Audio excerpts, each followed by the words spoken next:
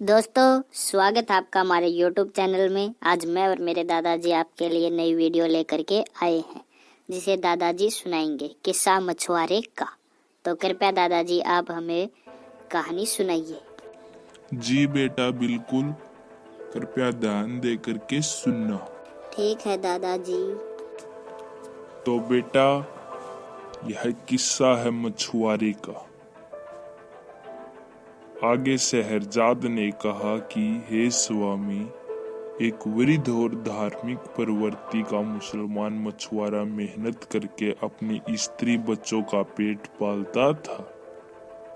वह नियमित रूप से प्रतिदिन सवेरे ही उठकर नदी के किनारे जाता और 4 बार नदी में जाल फेंकता था। एक दिन सवेरे उठकर उसने नदी में जाल डाला। उसे निकालने लगा तो जाल बहुत भारी लगा।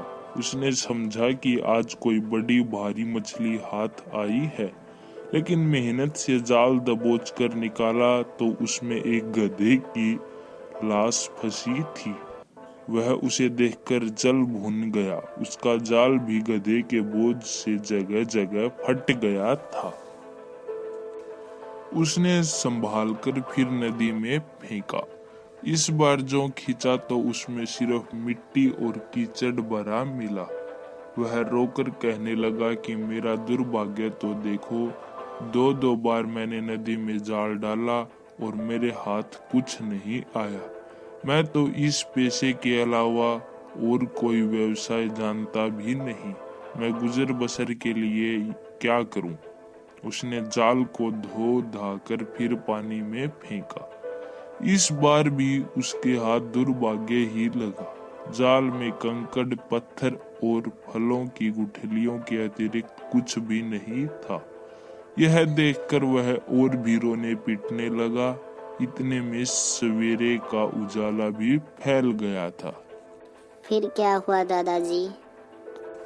फिर बेटा, उसने भगवान का ध्यान धरा और विनय की, हे सर्वशक्तिमान दीनदयाल प्रभु, तुम जानते हो कि मैं हर रोज सिर्फ 4 बार नदी में ही जाल फेंकता हूँ। आज 3 बार फेंक चुका हूँ और कुछ हाथ नहीं आया और मेरी सारी मेहनत बेकार गई। अब 1 बार जाल फेंकना रह गया है। अब तू कृपा कर और नदी से मुझे कुछ दिलवा दे और मुझ पर इस प्रकार दया कर जैसी किसी समय हजरत मूसा पर की थी। यह कहकर उसने 4थी बार जाल फेंका और खींचा तो भारी लगा। दादाजी, इस बार भारी क्यों लगा? क्या इस बार भी कुछ नहीं था? तो बेटा, ध्यान से सुनो। उसने सोचा इस बार तो जरूर मछलियां फंसी होंगी। बड़ा जोर लगाकर उसे बाहर निकाल कर देखा कि उसमें सिवाय एक पीतल की गागर के और कुछ नहीं है। गागर के भार से वह समझा कि उसमें कुछ बहुमूल्य वस्तुएं होंगी, क्योंकि उसका मुंह शीशे के ढक्कन से अच्छी तरह बंद था और ढक्कन पर कोई मुहर लगी थी। मछुआरे ने मन ही मन में कहा कि यह अंदर से खाली हुआ तो भी इसे बेचकर पैसे मिल जाएंगे, जिससे आज का काम किसी तरह चलेगा। जी दादाजी। उसने गागर को उलट पुलट कर और हिला डुला कर देखा, लेकिन उसमें से कोई शब्द नहीं निकला। फिर वह कहीं से एक चाकू लाया और बहुत देर तक मेहनत करके उसका मुंह खोला। अब वह झांक कर गागर के अंदर देखने लगा, लेकिन उसे कुछ नहीं दिखाई दिया। उसी समय उसने देखा कि गागर से धुआं निकल रहा है। वह आश्चर्य से देखने लगा कि क्या होता है। गागर में से बहुत सा धुआं निकलकर नदी के ऊपर आकाश में फैल गया। अच्छा दादाजी, फिर क्या हुआ?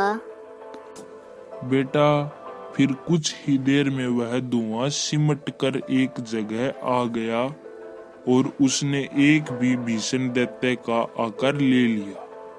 मछुआरा घबराकर भागने को हुआ, लेकिन उसने सुना कि दैत्य हाथ उठाकर कह रहा है कि ए सुलेमान, मेरा अपराध क्षमा कीजिए, मैं कभी आपकी आज्ञा का उल्लंघन नहीं करूंगा। मछुआरा यह सुनकर अपना डर भूल गया और बोला, अरे भूत, तू क्या बक रहा है? सुलेमान को मरे 1800 वर्ष से अधिक हो गए हैं। तू कौन है? मुझे बता कि तू इस गागर में किस प्रकार बंद हो गया था। फिर क्या हुआ दादाजी? फिर बेटा, दैत्य ने उसे घृणा पूर्वक देखकर कहा, तू बड़ा बदतमीज है, मुझे भूत कहता है। मछुआरा बिगड़ कर बोला, और कौन है तू? तुझे भूत न कहूँ तो गधा कहूँ? दैत्य ने कहा, मेरे मरने में अब अधिक समय नहीं है, मैं तुझे शीघ्र ही मार डालूंगा। तू अपनी बक बक बंद कर, और मुझसे बात ही करनी है तो जुबान संभाल करके कर। मछुआरा घबराकर बोला, तू मेरी हत्या क्यों करना चाहता है? क्या तू इस बात को भूल गया कि मैंने ही तुझे गागर के बंधन से छुड़ाया है? दैत्य बोला, मुझे भली प्रकार ज्ञात है कि तूने ही गागर खोली है, लेकिन इस बात से तेरी जान नहीं बच सकती। हाँ, मैं तेरे साथ एक रियायत करूंगा। मैं तुझे यह निर्णय करने का अधिकार दूंगा कि मैं किस प्रकार तुझे मारूं। तो क्या दादाजी उसने उसे मार दिया? नहीं बेटा, आगे की कहानी सुनो। मछुआरे ने कहा, तेरे हृदय में जरा भी न्याय प्रियता नहीं है। मैंने तेरा क्या बिगाड़ा है कि तू मुझे मारना चाहता है? क्या मेरे इस एहसान का बदला तू इसी प्रकार देना चाहता है कि अकारण मुझे मार डाले? दैत्य बोला, अकारण नहीं मार रहा, मैं तुझे बताता हूँ कि तुझे मारने का क्या कारण है। तू ध्यान देकर सुन। मैं उन जिनों यानी कि दैत्यों में से हूँ जो नास्तिक थे। अन्य दैत्य मानते थे कि हजरत सुलेमान ईश्वर के दूत हैं और उनकी आज्ञाओं का पालन करते थे। सिर्फ मैं और एक दूसरा दैत्य जिसका नाम साकर था, सुलेमान की आज्ञा से विमुख हुए। बादशाह सुलेमान ने क्रुद्ध होकर अपने प्रमुख मंत्री आसिफ बिन वरहिया को आदेश दिया कि मुझे पकड़कर उसके सामने पेश करे। मंत्री ने मुझे पकड़कर उसके सामने खड़ा कर दिया। सुलेमान ने मुझसे कहा कि तू मुसलमान होकर मुझे पैगंबर मान और मेरी आज्ञाओं का पालन कर। फिर क्या हुआ दादाजी? फिर बेटा, उसने आगे बताया, मैंने इससे इनकार कर दिया। सुलेमान ने इसकी मुझे यह सजा दी कि मुझे इस गागर में बंद किया और अभिमंत्रित करके शीशे का ढक्कन इसके मुंह पर जड़ दिया और उस पर अपनी मुहर लगा दी, और एक दैत्य को आज्ञा दी कि गागर को नदी में डाल दे। अतएव वह मुझे नदी में डाल गया। उस समय मैंने प्रण किया कि 100 वर्षों के अंदर जो आदमी मुझे निकालेगा उसे मैं इतना धन दे दूंगा कि वह आजीवन सुख से रहे, और उसके मरणों उपरांत भी बहुत सा धन उसके उत्तराधिकारियों के लिए रह जाए। इस अवधि में मुझे किसी ने न निकाला। फिर मैंने प्रतिज्ञा की कि अब 100 वर्षों के अंदर जो मुझे मुक्त करेगा उसे मैं सारे संसार के खजाने दिलवा दूंगा। फिर दादाजी? फिर बेटा, उसने आगे बताया, फिर भी किसी ने मुझे न निकाला। फिर मैंने प्रतिज्ञा की कि 100 वर्षों की तीसरी अवधि में जो मुझे मुक्त करेगा उसे मैं बहुत बड़ा बादशाह बना दूंगा और हर रोज उसके पास जाकर उसकी 3 इच्छाएं पूरी करूंगा। जब इस तीसरी अवधि में भी किसी ने मुझे न निकाला तो मुझे बड़ा क्रोध आया, और उसी अवस्था में मैंने प्रण किया कि जो मुझे अब बाहर निकालेगा मैं अत्यंत क्रूरता पूर्वक उसके प्राण लूंगा। हाँ, उसके साथ इतनी रियायत करूंगा कि वह जिस प्रकार से मरना चाहेगा मैं उसे उसी प्रकार से मारूंगा। अब चूंकि तूने मेरी इस प्रतिज्ञा के बाद मुझे निकाला है, इसलिए अब तू बता कि तुझे किस प्रकार मारूं। फिर दादाजी? फिर बेटा, मछुआरा यह सुनकर आश्चर्यचकित और भयभीत हुआ और सोचने लगा कि दुर्भाग्य ही मेरे पीछे पड़ गया है। जो मैं भलाई करके उसके बदले मृत्यु दंड पा रहा हूँ। वह गिड़गिड़ा कर दैत्य से बोला, भाई तुम अपनी प्रतिज्ञा भूल जाओ, मेरे छोटे छोटे बच्चों पर दया करो। यदि तुम्हारी समझ में मैंने कोई अपराध किया है तो भी मुझे क्षमा कर दो।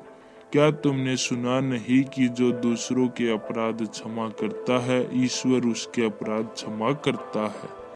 दैत्य ने कहा, यह बातें रहने दे, मैं तुझे मारे बगैर नहीं रहूंगा। तू सिर्फ बता कि किस प्रकार मरना चाहता है। फिर दादाजी मछुआरे ने क्या किया? फिर बेटा मछुआरा बहुत ही भयभीत हुआ, क्योंकि उसने देखा कि दैत्य उसे मारने का हठ नहीं छोड़ रहा है। अपने स्त्री पुत्रों की याद करके वह अत्यंत दुखी हुआ। उसने एक बार फिर दैत्य का क्रोध शांत करने का प्रयत्न किया और उससे अनुनय पूर्वक कहा, हे दैत्यराज, मैंने तो तुम्हारे साथ इतनी भलाई की है, तुम इसके बदले मुझ पर दया भी नहीं कर सकते। दैत्य बोला, इसी भलाई करने के कारण तो तेरी जान जा रही है। मछुआरे ने फिर कहा, कितने आश्चर्य की बात है कि तुम अपने उपकारकर्ता के प्राण लेने पर तुले हो। यह मसल मशहूर है कि अगर कोई बुरों के साथ भलाई करता है तो उसका कुपरिणाम ही उठता है। यह कहावत तुम्हारे ऊपर पूरी तरह लागू होती है। दैत्य ने कहा, तुम चाहे जितने सवाल जवाब करो और चाहे जितनी कहावतें कहो, मैं तो तुम्हारी जान लेने के प्रण से हटता नहीं। मछुआरे ने अंत में अपनी रक्षा का एक उपाय सोचा। क्या उपाय सोचा दादाजी? फिर बेटा वह दैत्य से बोला, अच्छा, अब मैं समझ गया कि तुम्हारे हाथ से मेरी जान नहीं बच सकती। यदि भगवान की यही इच्छा है तो मैं उसे प्रसन्नता पूर्वक स्वीकार करता हूँ, लेकिन मैं तुझे उसी पवित्र नाम की जिसे सुलेमान ने अपनी मुहर में खुदवाया था, सौगंध देकर कहता हूँ कि जब तक मैं अपने मरने का तरीका सोचकर तय करूँ, तुम मेरे एक प्रश्न का उत्तर दो। दैत्य इतनी बड़ी सौगंध से निरुपाय हो गया और कांपने सा लगा। उसने कहा, पूछ, क्या पूछना चाहता है, मैं तेरे प्रश्न का उत्तर दूंगा। तो दादाजी उसने क्या प्रश्न पूछा? बेटा मछुआरे ने कहा, मुझे तेरी किसी बात पर विश्वास नहीं होता। तू इतना विशालकाय प्राणी है, इतनी छोटी सी गागर में कैसे समा गया? तू झूठ बोलता है। दैत्य बोला, जिस पवित्र नाम की सौगंध तूने मुझे दिलाई है, मैं उसकी साक्षी देकर कहता हूँ कि मैं उसी गागर में था। मछुआरे ने कहा, मुझे अब भी विश्वास नहीं है कि तू सच कहता है। इस गागर में तो मेरा एक पाँव भी नहीं आएगा। तू पूरा का पूरा किस प्रकार इसमें समा गया? दैत्य ने कहा, क्या मेरे इतनी बड़ी सौगंध खाने से भी तुझे विश्वास नहीं आता? मछुआरा बोला, तेरे कसम खाने से क्या होता है, मैं तो तभी मानूंगा जब तुझे अपनी आंखों से गागर के अंदर देखूं और उसमें से आती हुई तेरी आवाज न सुनूं। फिर दादाजी? बेटा फिर यह सुनकर दैत्य फिर धुएं के रूप में परिवर्तित हो गया और सारी नदी पर फैल गया। फिर वह धुआं रूपी दैत्य एक स्थान पर इकट्ठा हो गया और धीरे धीरे गागर में जाने लगा। जब बाहर धुएं का नाम निशान न रहा तो गागर के अंदर से दैत्य की आवाज आई, अब तो तुझे मालूम हुआ कि मैं झूठ नहीं कहता था, इसी गागर में बंद था। मछुआरे ने इस बात का उत्तर न दिया। उसने गागर का ढकना जिस पर सुलेमान की मुहर लगी हुई थी गागर के मुंह पर रखा और उसे मजबूती से बंद कर दिया। फिर वह बोला, ओ दैत्य, अब तेरी बारी है कि तू गिड़गिड़ा कर मुझसे अपना अपराध क्षमा करने को कहे, या फिर मुझे यह बता कि तू स्वयं मेरे हाथ से किस प्रकार मरना चाहता है। नहीं, मेरे लिए तो यही उचित होगा कि मैं तुझे फिर इसी नदी में डाल दूं और नदी के तट पर घर बनाकर रहूं, और जो भी मछुआरा यहाँ जाल डालने आए उसे चेतावनी दे दिया करूं कि यहाँ एक गागर में एक महाभयंकर दैत्य बंद है, उसे कभी बाहर न निकालना, क्योंकि उसने प्रण किया है कि जो भी उसे बाहर निकालेगा उसके हाथ से मारा जाएगा। फिर दादाजी? फिर बेटा यह सुनकर दैत्य बहुत घबराया। उसने बहुत हाथ पांव मारे कि गागर से निकल आए, किंतु यह बात असंभव थी, क्योंकि गागर के मुंह पर सुलेमान की मुहर लगा हुआ ढक्कन था और उस मुहर के कारण यह विवश था। उसे क्रोध तो बहुत आया, किंतु उसने क्रोध पर नियंत्रण किया और अनुनय पूर्वक बोला, मछुआरे भाई, तुम कहीं मुझे फिर नदी में न डाल देना। तुम क्या मेरी बात सच समझते थे? मैं तो केवल परिहास स्वरूप ही तुम्हें मारने की बात कर रहा था। खेद है कि तुमने मेरी बात को सच समझ लिया। अब मुझे निकाल लो। मछुआरे ने हंसकर कहा, क्यों भाई, जब तुम गागर के बाहर थे तब तो अपने को बड़ा शक्तिशाली दैत्यराज समझते थे। फिर दादाजी? और अकड़ते थे। अब क्या हुआ कि गागर के अंदर जाते ही अपने को बड़ा दीनहीन समझ रहे हो। मैं तो अब तुम्हें नदी में जरूर डालूंगा और प्रलय काल तक तुम इसी गागर में बंदी बने रहोगे। दैत्य ने कहा, भगवान के लिए मुझे नदी में वापस फेंकने का इरादा छोड़ दे। इस प्रकार दैत्य ने बड़ी दीनता से छुटकारे की भीख मांगी। बहुत अनुनय विनय ने की, लेकिन मछुआरा टस से मस न हुआ। तो क्या दादाजी उसने दैत्य को नदी में फेंक दिया? नहीं बेटा, आगे सुनो। फिर दैत्य बोला, यदि तुम मुझे इस बार छोड़ दो तो मैं तुम्हारे साथ बड़ा उपकार करूंगा। मछुआरा बोला, तू महाधूर्त है, मैं तेरी बात पर कैसे विश्वास करूं? अगर मैंने तुझे छोड़ दिया तो तू फिर मुझे मारने पर उद्यत हो जाएगा। तू इस उपकार का भी मुझे ऐसा ही कुफल देगा जैसा गरिक नामी बादशाह ने हकीम दुबा के साथ किया था। दैत्य ने यह पूछने पर कि यह कहानी क्या है, मछुआरे ने कहना शुरू किया, दादाजी यह कहानी क्या है, हमें भी सुनाओ। बेटा यह कहानी हम अगले भाग में देखेंगे। ठीक है दादाजी। तो दोस्तों यह कहानी थी मछुआरे की और इसका अगला भाग हम कल लेकर के आएंगे। यदि आपको वीडियो अच्छी लगी हो तो इसे लाइक कर दें और अपने दोस्तों के साथ शेयर कर दें। और दोस्तों आप हमारे चैनल को सब्सक्राइब नहीं करते हो, कृपया हमारे चैनल को सब्सक्राइब जरूर करें। कृपया दादाजी के लिए जरूर से जरूर सब्सक्राइब करें। धन्यवाद दोस्तों।